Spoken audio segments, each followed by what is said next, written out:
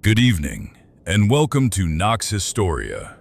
Tonight, we travel to the world of Tang Dynasty China, to the great capital of Chang'an, on a warm evening as the light begins to fade and the city prepares itself for the coming of night. Settle yourself now. Let the day you have carried loosen its hold on your shoulders. Let the pillow take the weight of your head, and let your breath grow slow and even, the way the breath softens on its own when there is nowhere left to be. We are going to walk together through a city that once was the largest on the whole of the earth, and we are going to do it slowly, in the quiet hours, when the work is done and the lamps are being lit. The time is roughly the middle of the 8th century, somewhere near 750 of the Common Era, nearly 1,300 years ago. This is the Tang Dynasty, an age the Chinese themselves would remember ever after as a golden time.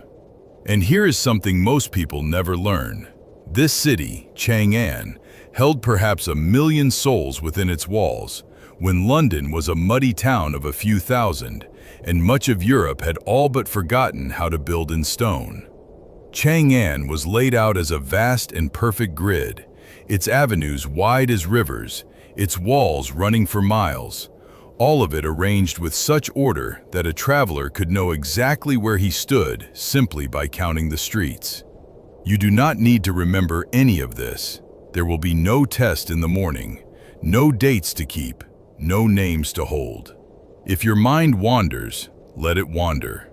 If you drift away in the middle of a quiet street and never learn how the evening ends, that is not a failure. That is exactly what this is for. The history is only here to give your thoughts somewhere gentle to rest. So let the facts wash over you like warm water and keep nothing you do not wish to keep. Now, let us begin. Let us stand together at the edge of the city as the sun goes down. See how the light lies low and golden over Chang'an. We are standing on a rise to the east, and the city spreads before us like a great board marked out in squares. The avenues run arrow straight, north to south and east to west, dividing the whole capital into more than 100 neighborhoods, each one a walled block called a ward.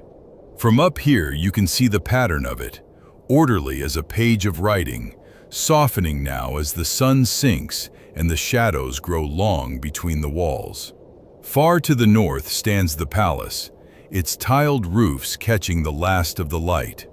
And down the middle of it all runs the great avenue they call the Vermilion Bird Street, so broad that hundreds of people might walk abreast and never touch. The air is warm and carries the smell of dust settling, of cooking fires being kindled, of the dry earth giving up the heat of the day.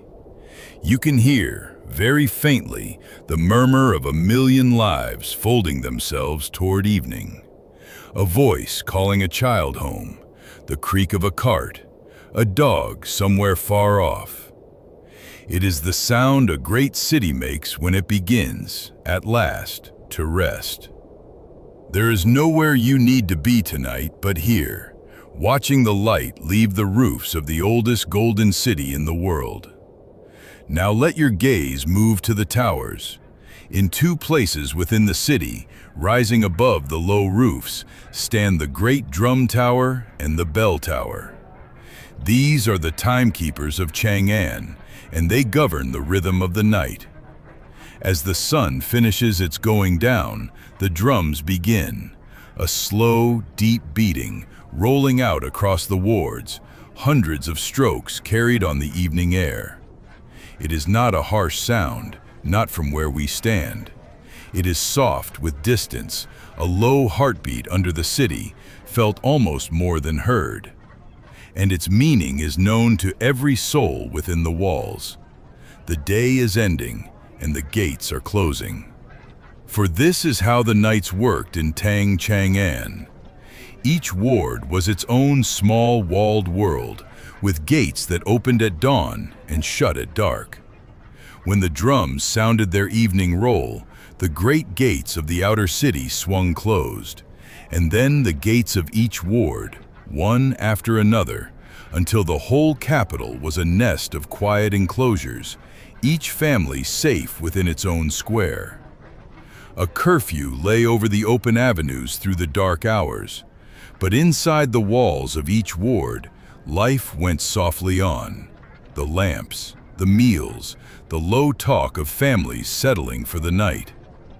We often imagine the past as a lawless, frightening dark, but here is a gentle correction to that idea. This curfew was not born of fear so much as of order and care, a way of holding a vast city calm through the night, of letting 1,000,000 people sleep in peace behind their walls. The closing of the gates was not a threat. It was more like the tucking in of the whole city, ward by ward, until all of Chang'an lay quiet under the stars. Come down now, off the hill, and let us walk one of these great avenues while there is still time before the gates are shut.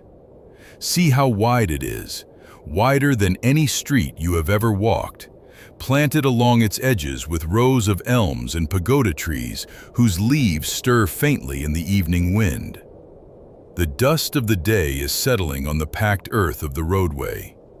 A last few travelers hurry quietly toward the gates of their own wards, for none wish to be caught out in the open avenues after dark. A merchant leads a tired camel homeward, its bell muffled and low, and you understand at once that this is no ordinary city, for that camel has come a very long way indeed.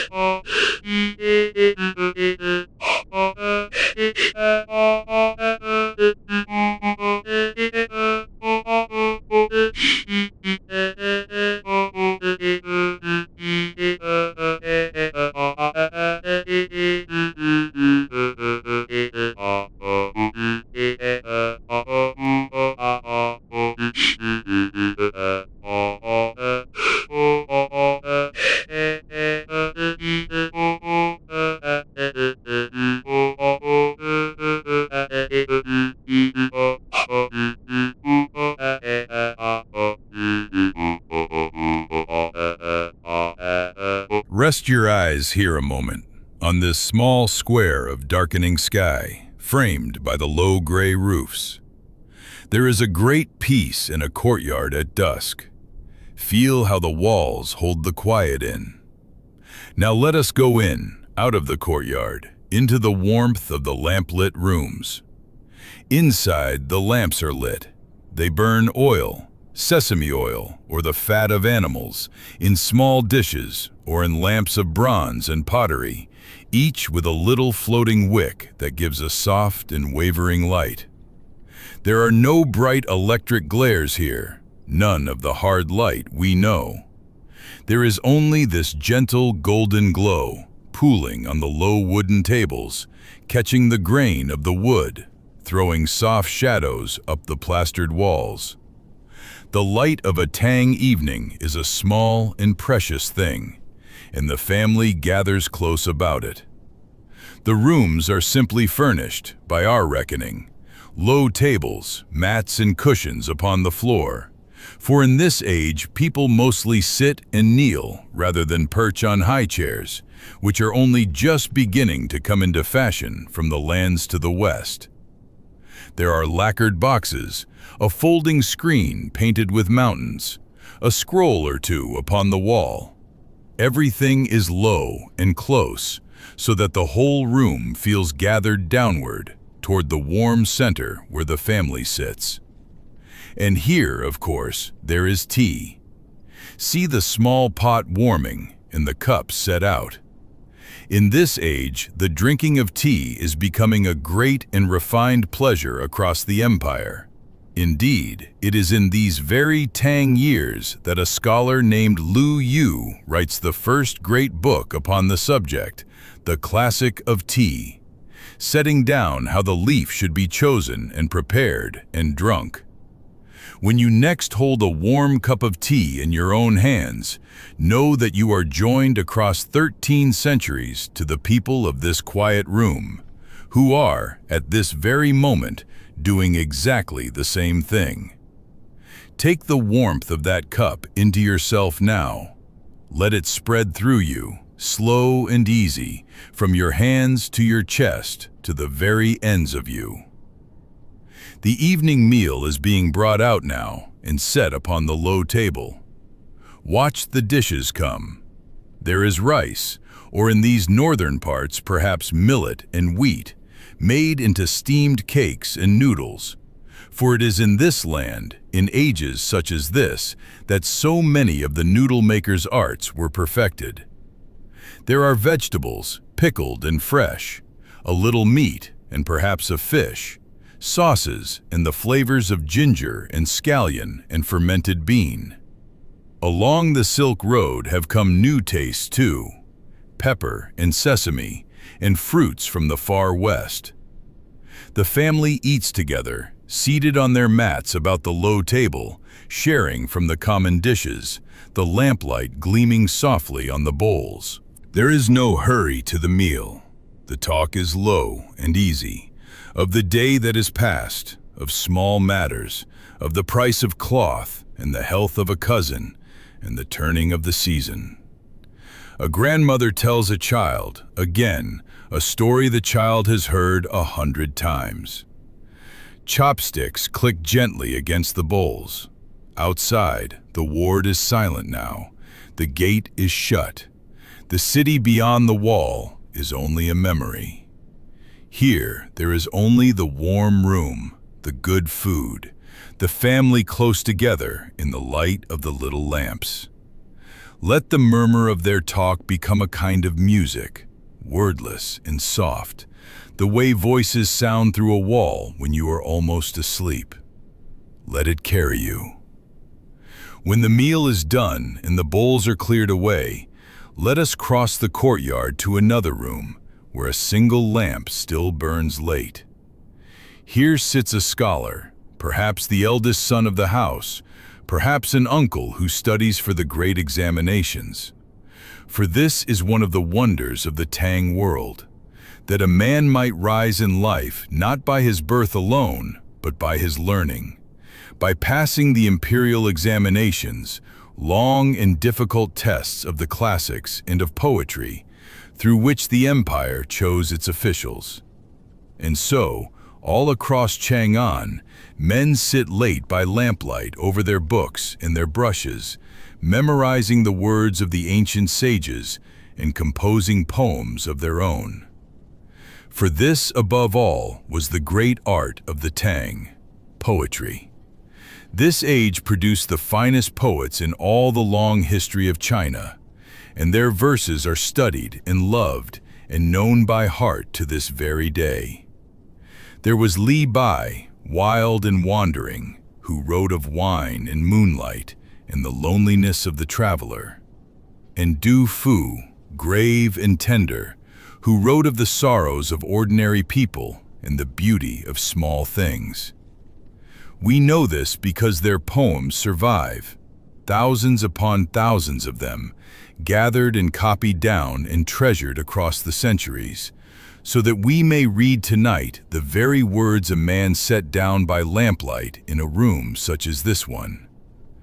Watch him grind his ink upon the stone, mixing the black cake with a little water, and dip his brush and draw a single line of characters down the page. See how still he is, how the lamplight trembles on the paper. He is writing, perhaps, of this very evening, of the moon rising over the tiled roofs, of a friend far away, of the quiet that comes when the city sleeps. And you may rest in the knowing that somewhere, in the great darkness of the past, such words were truly written and truly kept, and have come all this long way down to us. Let his brush move slowly across your mind.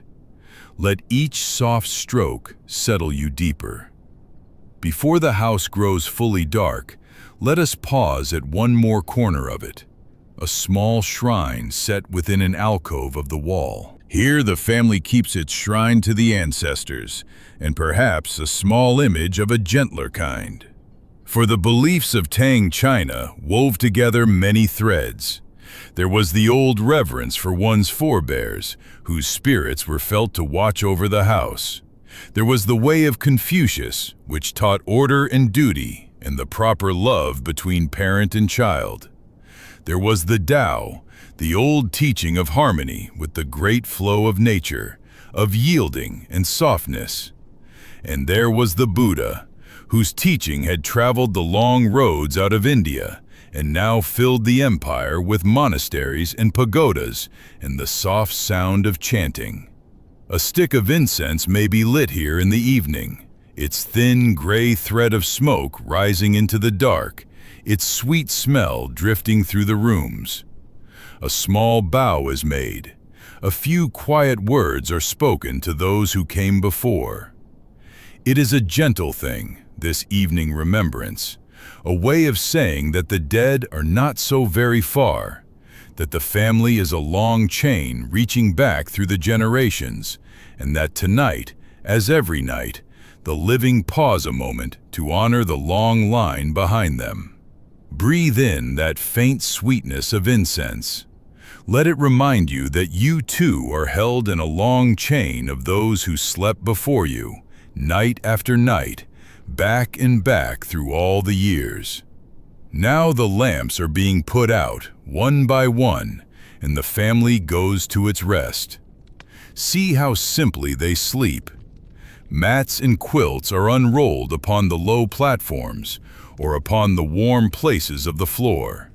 The children are already drowsing, carried to their beds half asleep. A last lamp is dimmed. The wooden screens are drawn.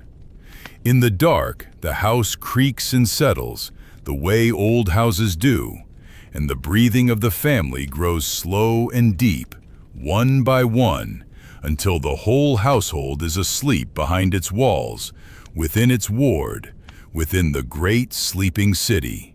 And all across Chang'an, in 100 wards, behind 100 closed gates, this same thing is happening.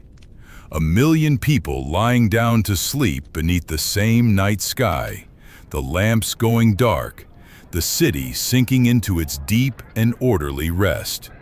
Somewhere, far off and soft, the drum will beat the watches of the night, marking the slow hours until dawn. But it is only a whisper now, a distant heartbeat under the dark, nothing to trouble a sleeping child. Let yourself lie down among them in your mind. Let your body grow as heavy and as still as theirs. There is nothing left to do tonight. The gates are shut, the lamps are out. You are safe within the walls.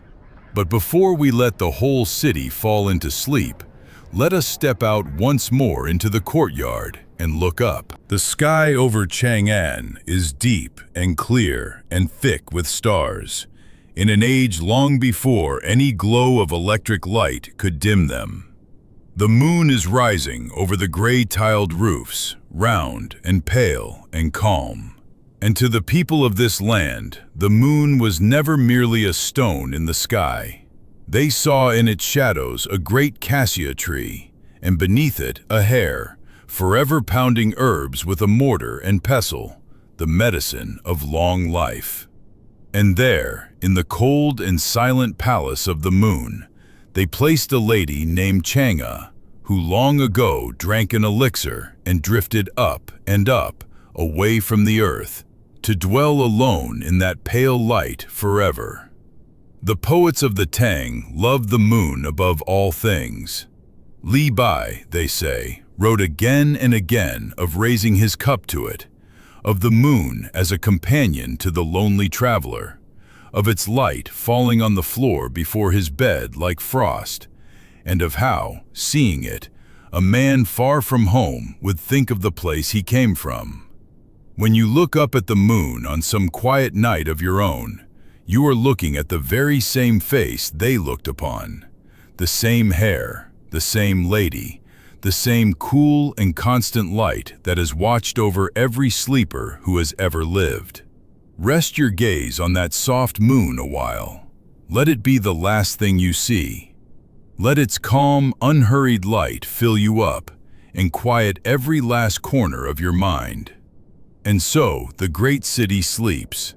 Chang'an lies still now beneath the moon and the wheeling stars. The palace dark, the avenues empty, the wards all closed and quiet. A million souls at rest within its walls. The poet has laid down his brush. The tea has grown cold in the cup. The incense has burned to a thread of ash. All the noise and color and wonder of the greatest city on earth has folded itself gently away into the dark, as it did on that evening 1,300 years ago. They are all asleep now, the merchant and the scholar, the grandmother and the drowsing child, the whole vast city breathing slow and even in the dark, as you, perhaps, are sleeping now. So let go of the last of it. Let go of the day behind you and the day ahead. Let go of the streets and the lamps and the moon, of Chang'an and its walls and its million quiet dreamers. There is nothing left to hold. There is nowhere left to go. There is only the warm dark and your slow and easy breath, and the deep, good rest that is waiting for you.